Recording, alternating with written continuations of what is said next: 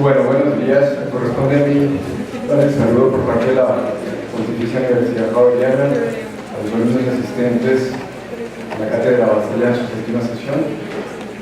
Voy a dar 5 minutos. Ciudadanos, señores profesores y expositores, Jaime Zuluaga, José Campos, José Antequera, señores docentes, estudiantes, alumnas, alumnos. Me ha correspondido en nombre de la Pontificia Universidad Javeriana dar la bienvenida a la itinerante Cátedra Bastalla a sus expositores y alumnos con el fin de desarrollar la séptima sesión centrada en una discusión ineludible, la exclusión política.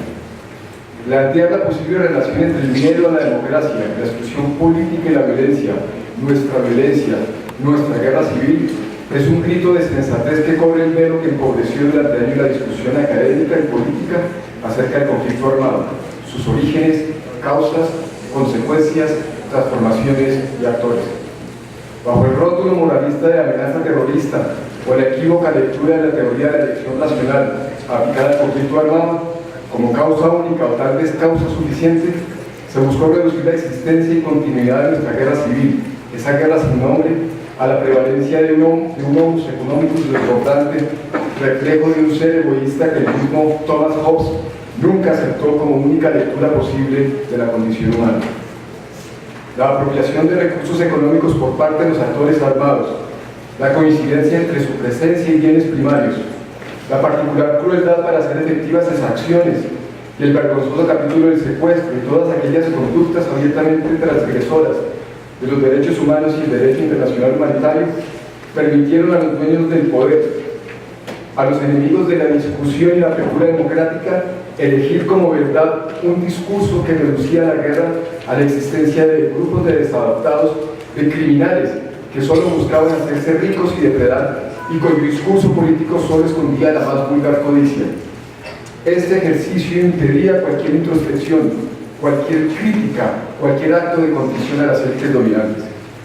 Aceptar la complejidad implica problematizar las causas, desarrollos, transformaciones y consecuencias del conflicto y observar, entre otras, la incidencia del narcotráfico, la explotación minera, energética y los modelos agroindustriales. Esta mirada lleva a entender que la solución integral y duradera del conflicto debe recoger la complejidad de la guerra, la complejidad de sus causas. Comprender la guerra tiene sentido si es para construir la paz, señalaba el teórico militar británico Guido Duhay. En este maremágnum de transformaciones y fluidez, como bien refiere Hitler, la aparición del narcotráfico pervirtió a todos los actores y desvió nuestra atención, haciéndonos olvidar de las discusiones esenciales y el trasfondo en el cual se ha desarrollado tanta violencia, nuestro sistema político y sus precariedades. La tarea de superar la falsa discusión moral que convirtió la guerra que hemos vivido en una cruzada es ardua. La academia, sobre los hombros del estupendo trabajo del Grupo de Memoria Histórica y del Centro Nacional de Memoria Histórica, debe ayudar a deshacer este universo dicotómico entre buenos y malos, entre civilización y barbarie, que ha servido a todos los bandos para justificar sus actos atroces o mitigar su responsabilidad y que permitió, no en pocos casos, que los hombres de la guerra, y peor aún, los representantes de nuestras instituciones, deshumanizaran al contrario para poder descargar sobre ellos toda su ira de fuego. Entender el conflicto es parte del proceso de recomposición moral de una sociedad, y cuando me refiero a este objetivo, hablo de la necesidad de construir ciudadanía y propender por la plena autonomía de los individuos a lograr instituciones que lo reconozcan, dignifiquen y generen la confianza suficiente. Solo así podremos evitar el ejercicio emotivo y visceral de la política que alienta el peligroso surgimiento de liderazgos carismáticos que se reafirman en la negación del otro y destruyen la ciudadanía, pilar de la democracia. Avanzar en la comprensión de la guerra no es justificarla, comprenderla no es excusarla, como señalara sobre el Holocausto el gran historiador Christopher Browning, quien aportó con su trabajo una mayor claridad a las razones, motivos y desarrollos de una violencia que superó todos los límites. Una violencia para la cual las palabras no alcanzan y cuyo horror se convierte en el discurso imposible, el testimonio imposible. Volviendo a Colombia, el discurso simplista y criminalizante convirtió las consecuencias de la guerra en las supuestas causas llevándonos a olvidar su complejidad y multicausalidad. Un olvido intencional que ha anquilosado el sistema político, que ha permitido la elección de congresos espurios y la permanencia de sectores criminales y subjúdice de ser apropiado con cinismo y desfachatez de los bienes públicos. Hoy volvemos sobre el punto de partida central, la precariedad de nuestra democracia y sus múltiples exclusiones. Hoy, centrados en la exclusión política, dejamos de lado un tema desafiante que debería constituir nuestra mayor vergüenza, la aberrante inequidad y la exclusión económica que nos ubica históricamente entre los 10 países con peor distribución de la riqueza. ¿Es eso también consecuencia de un sistema político excluyente? Pero no ha sido únicamente la clase política y nuestras élites económicas quienes cerraron las puertas de la democracia. Gran parte de la ciudadanía ha aplaudido complacida la violencia, esa negación de la democracia, como señalara Hannah Arendt, considerando que es, como señala el informe de Basta Ya, un asunto ajeno a su entorno y a sus intereses. La exclusión política que nos lleva de manera ineludible a las restricciones de los pactos de élites armadas en el siglo XIX y armadas en el siglo XX tiene en el Frente Nacional el último acuerdo expreso. ¿Qué ha pasado desde entonces? ¿Cómo incidió ello en la guerra? El informe es claro. La consolidación de la democracia debe llevar a que el disenso deje de ser visto como amenaza a la comunidad política. Debe llevar a la desaparición o marginalización de la retórica maniquea que se opone a la controversia, que ve en los movimientos sociales, en la pertenencia al sindicalismo o la militancia o simpatía con ideas políticas, las razones suficientes para estigmatizar al otro. Primeras palabras y luego, a partir de ahí, ejecutar la acción violenta, manifestación máxima de exclusión. La diferencia y su aceptación consolida el sistema democrático vital y solo amenaza a los pilares perversos del orden social dominante. Abordar, discutir, enfrentar las falencias y limitaciones de nuestra democracia, ese régimen restrictivo alimentado durante la guerra y para la guerra, debe llevar a reformas institucionales. Ya sin más, los dejo con los profesores Jaime Zuluaga, Yesid Campos y José Antequera, a quienes agradezco de antemano su participación en la sesión del día de hoy. El profesor Zuluaga, a quien daré la palabra en primer lugar, realizará una mirada histórica de las relaciones entre democracia y violencia. El experto Yesid Campos abordará la exclusión política y el conflicto armado a partir del caso de la Unión Patriótica. Por último, el experto José Antequera responderá a las preguntas nada fáciles de por sí en relación si el conflicto armado es una consecuencia de la exclusión política y qué transformaciones políticas se requieren para superarlo. Muchas gracias.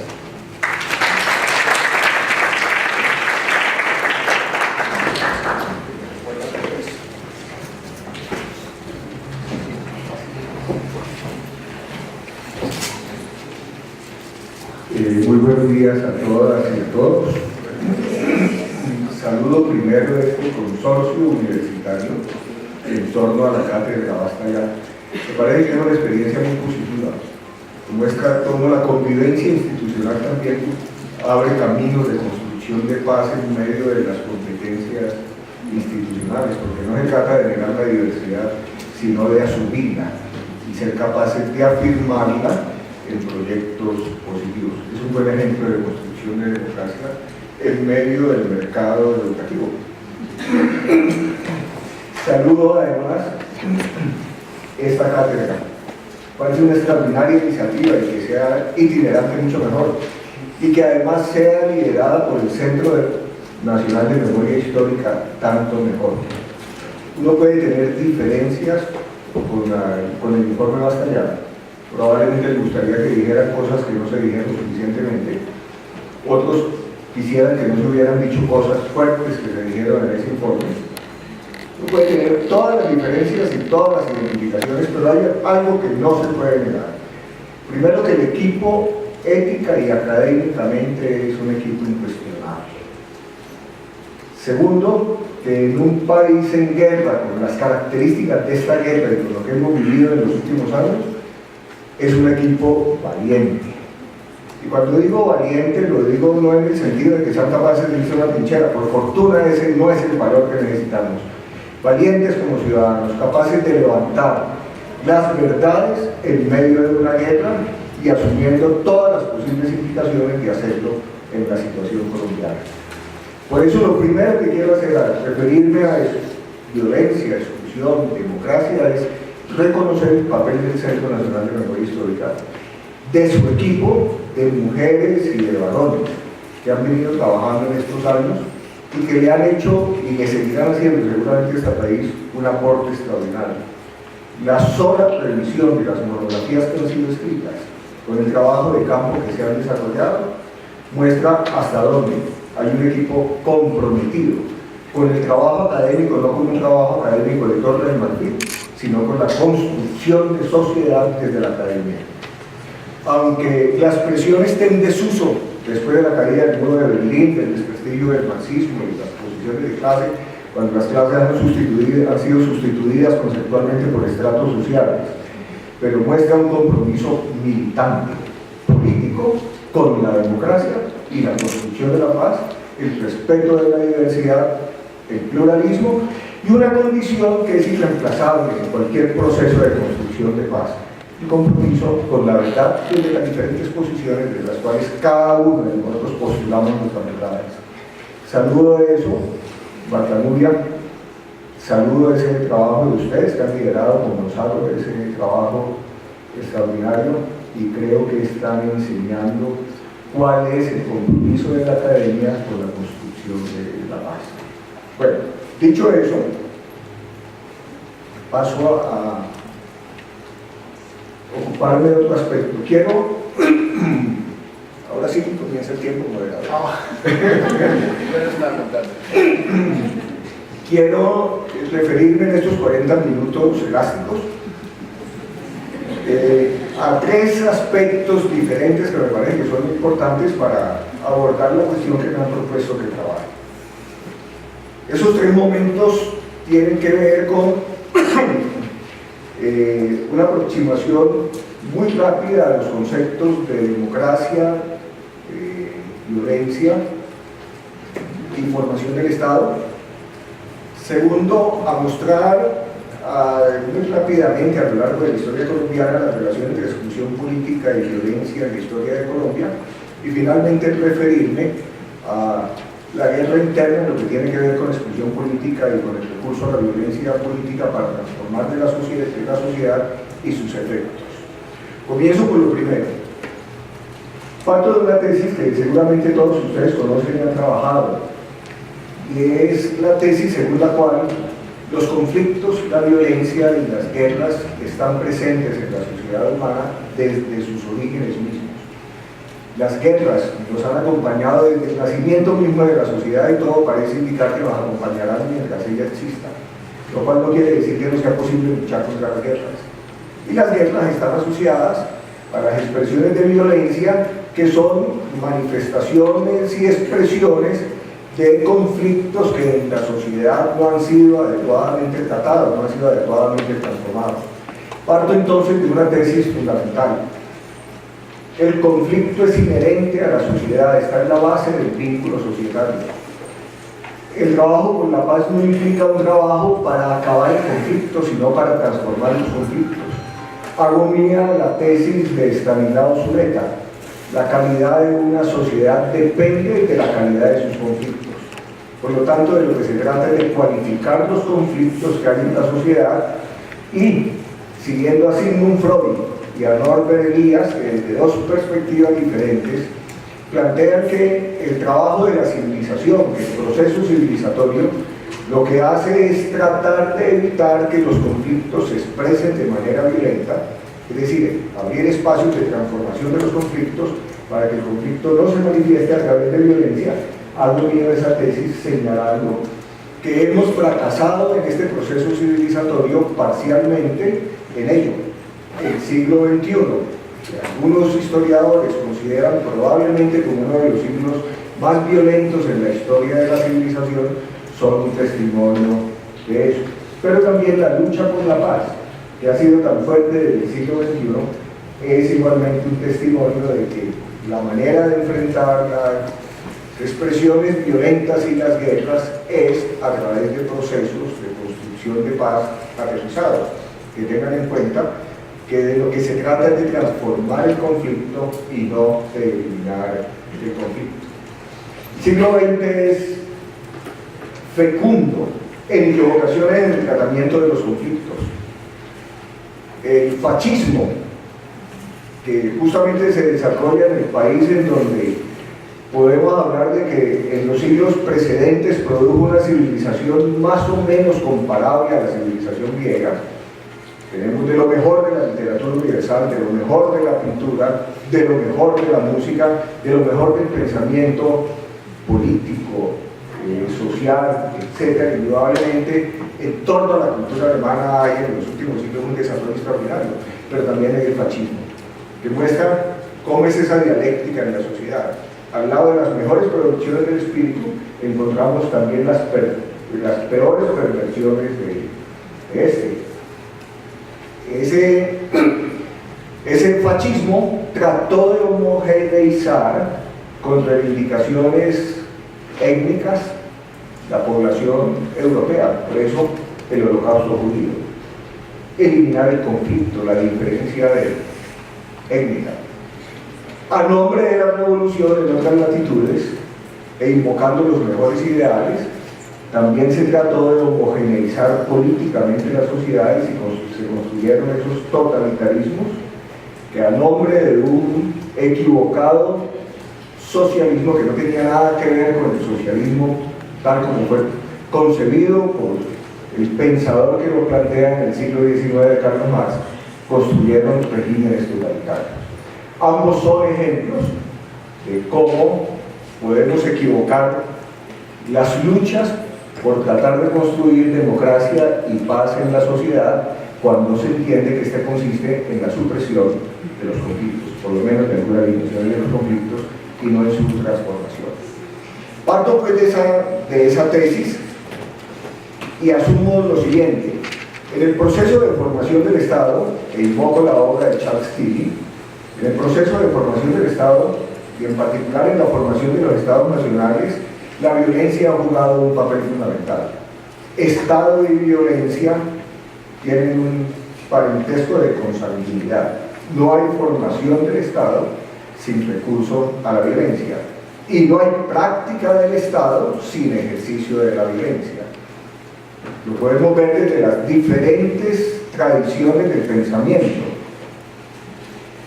Para la tradición de la filosofía política liberal, así tomemos a Hobbes o a Locke, el Estado es un instrumento de coerción que debe controlar el conflicto que nace del choque de los intereses individuales. Y la legitimidad del Estado reside en la delegación que los ciudadanos hagan en el Estado para que ejerza a nombre de un interés público la violencia para subordinar los intereses privados en función de los intereses públicos. Igualmente, en la tradición marxista del siglo XIX, el Estado es un instrumento de dominación. Es el instrumento a través del cual las clases dominantes institucionalizan y ejercen su dominación. Y para eso necesitan el desarrollo de una función coercitiva. Necesitan policías y ejércitos para defender los intereses de las clases dominantes.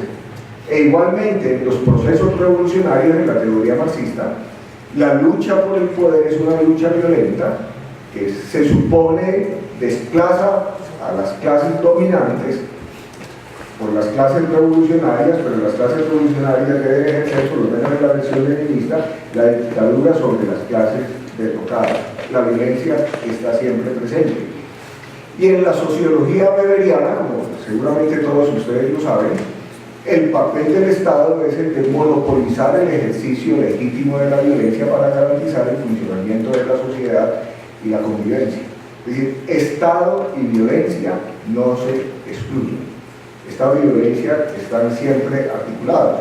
La cuestión teórica y política que se plantea es cómo armonizar esa relación entre Estado y violencia y cómo conseguir, como diría Guietta en La violencia de la moneda, cómo conseguir que la violencia, lejos de acabar con la convivencia, sirva al proceso de convivencia. Cómo domesticar la violencia, dice el antropólogo René Girard, ya que no podemos escapar de la violencia, de lo que se trata es de domesticarla y de colocarla al servicio de la violencia. Hago este planteamiento para que no pensemos, a mi juicio, de manera equivocada al abordar este problema, de que la violencia hay que verla con categorías morales como un mal o como una perversión en el funcionamiento de la sociedad. La violencia está presente en la sociedad. El problema es cómo, incluso, conflicto, violencia, cómo canalizarlo de tal manera que haga posible la convivencia y la construcción de órdenes democráticos que no nieguen la diferencia, la diversidad y el pluralismo en la sociedad.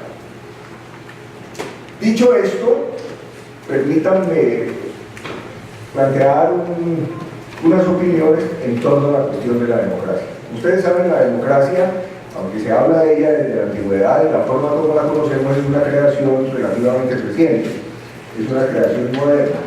Cuando nace, y si tomamos como punto de partida las revoluciones americanas, la independencia y la revolución francesa, nace directamente asociada a la reivindicación y a la lucha, a la defensa de los derechos. Pero muy pronto, entre otras cosas, por el curso de la revolución francesa, la democracia tiene otra orientación, es la lucha contra el autoritarismo, contra la concentración excesiva del poder en el Estado. Y, tal como lo plantea Turén en un texto cuya lectura les recomiendo, ¿qué es la democracia? Plantea, hoy tenemos, en el siglo XX, escribía ese texto, hoy tenemos una democracia muy modesta. La democracia finalmente ha terminado reducida, no a la construcción de un espacio político para la liberación de los seres humanos y la afirmación de sus derechos, sino para la protección contra los excesos del poder, para la lucha contra las diferentes formas de autoritarismo. Dice él, esa es una democracia profundamente modesta. Y señala que tanto en Occidente, en donde se consagró la democracia política liberal, la democracia electoral, como en Oriente, en donde se establecieron los llamados regímenes socialistas, lo que se han desarrollado son formas de poder que tienden a concentrarse desde el punto de vista político, económico y cultural, y que por lo tanto las luchas democráticas en el siglo XX fueron derivando cada vez más en un proceso que olvida la reivindicación de los derechos para defenderse simplemente de los autoritarismos del Estado. Y él propone reivindiquemos una nueva concepción o no una nueva concepción de democracia, volvamos a la concepción de democracia constitucional, una democracia de liberación, que no se agote en la democracia representativa y en los mecanismos de reproducción del sistema, sino que se convierta en un espacio en el que sea posible afirmar la diversidad, reconocernos en nuestras diferencias, convivir en medio de la pluralidad y luchar por nuestros derechos, luchar con un sentido de liberación, y por lo tanto, dice él, no se trata de luchar por la conquista del poder y ocupar el trono de los gobernantes con otro criterio, sino de que no hayan tronos. Entonces, la democracia entendida como el gobierno de las mayorías es el gobierno sin tronos.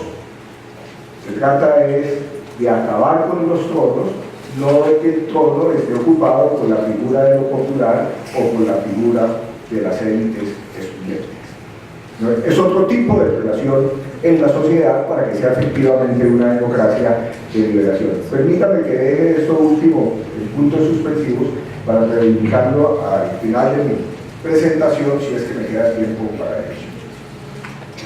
A ver, visto de esta manera, entonces quisiera dejar planteada la siguiente cuestión.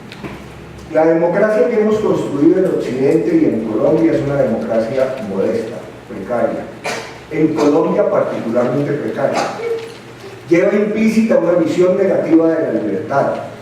Necesitamos comprometernos con la construcción de una democracia integrada, basada en el reconocimiento de la diversidad, el hecho de que somos diferentes sin negar al otro.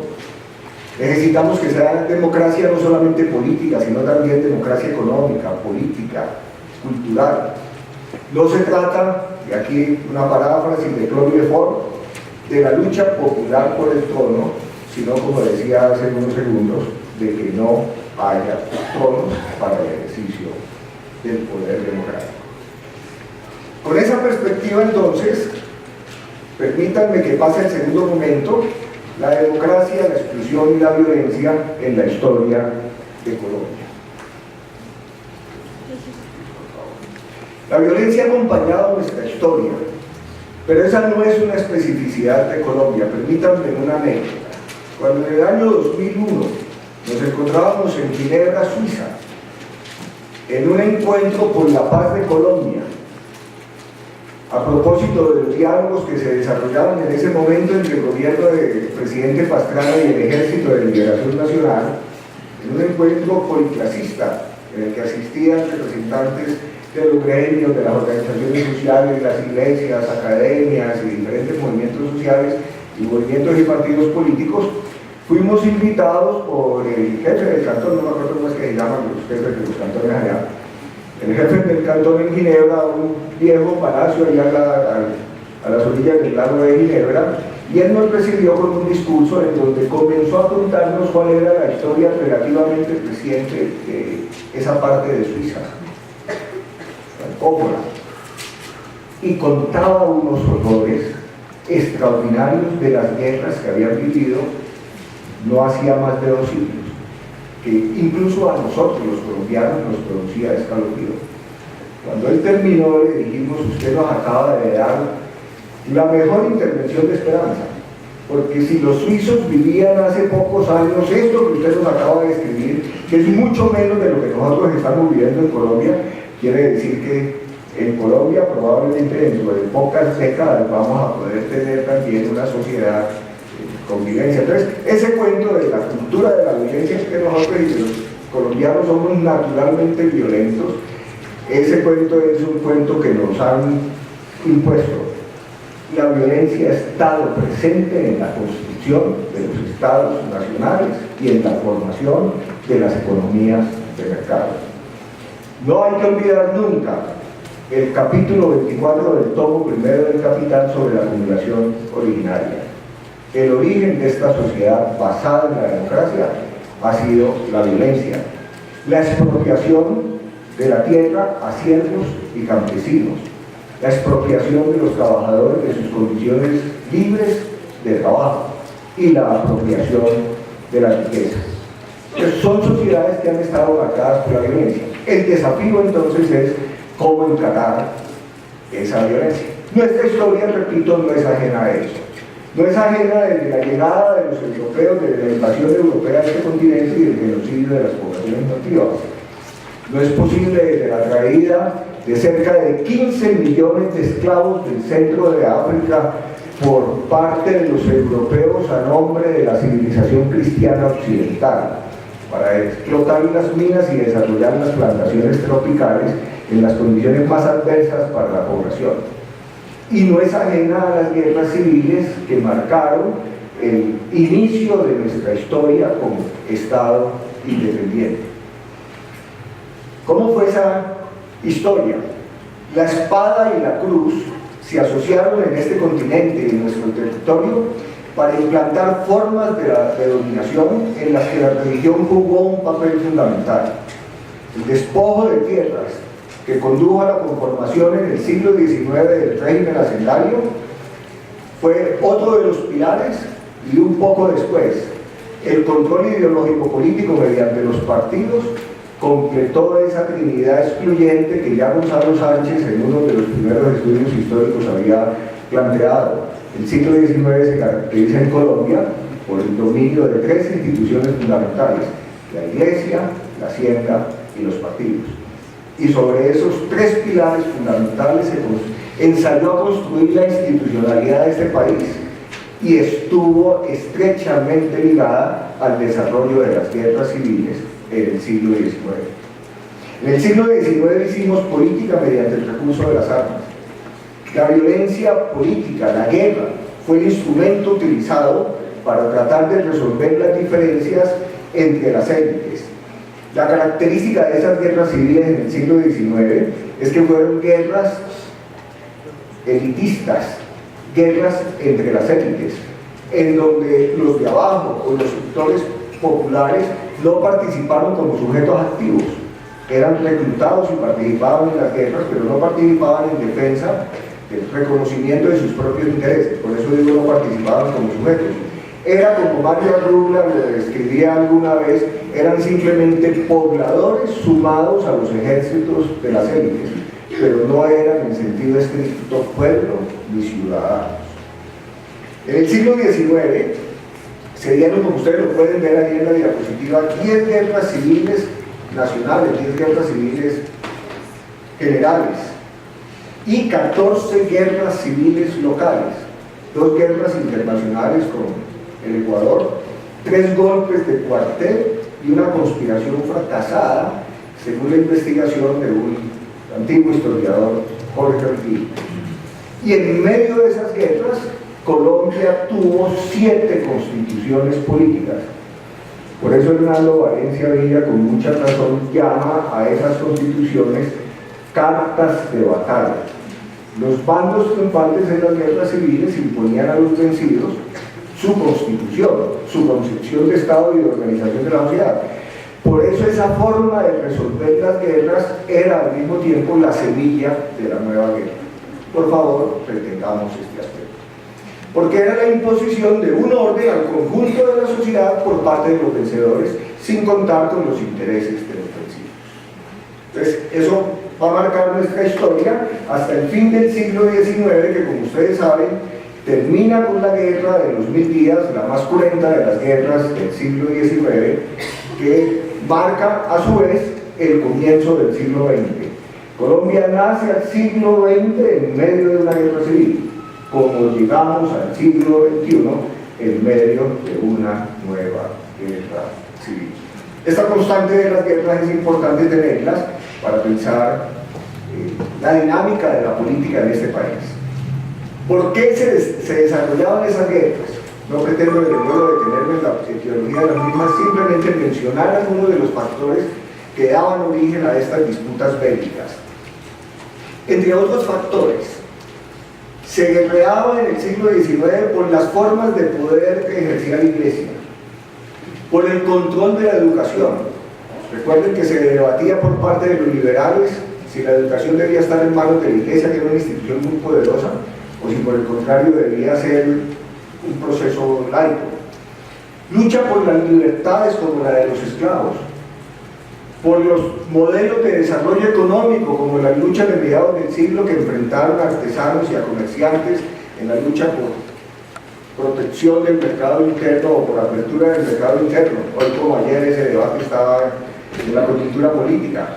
Por la autonomía de los estados regionales, por la relación entre el centro y las regiones, es decir, por el conflicto entre federalismo y centralismo, por la apropiación de tierras, por las rivalidades interpartidistas, en fin, la cuestión ideológica, política y religiosa y la discusión en torno a federalismo o centralismo incidieron de manera decisiva en la dinámica de las guerras civiles en el siglo XIX.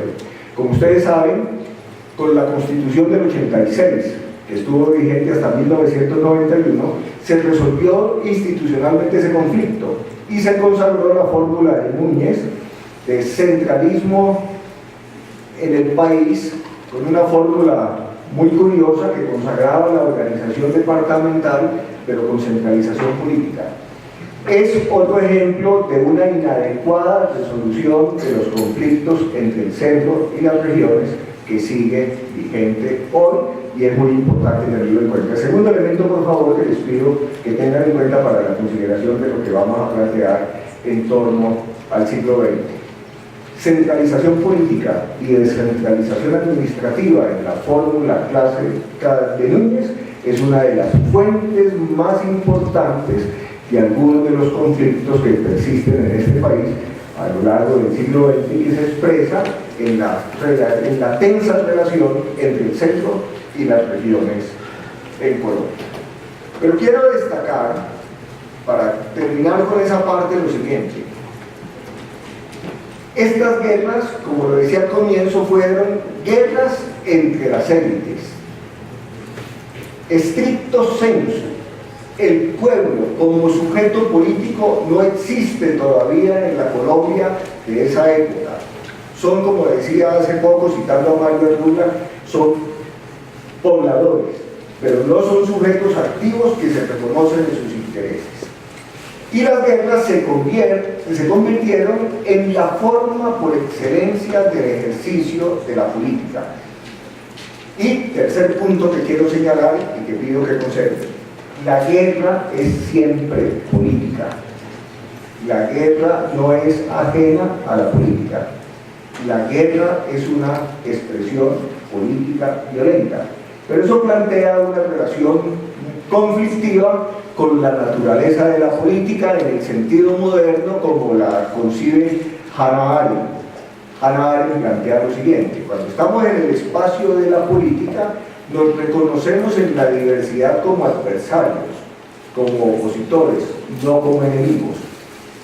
Cuando el espacio de la política es invadido por las armas, por el espacio de la guerra, la relación se muta de una relación entre opositores en una relación entre enemigos.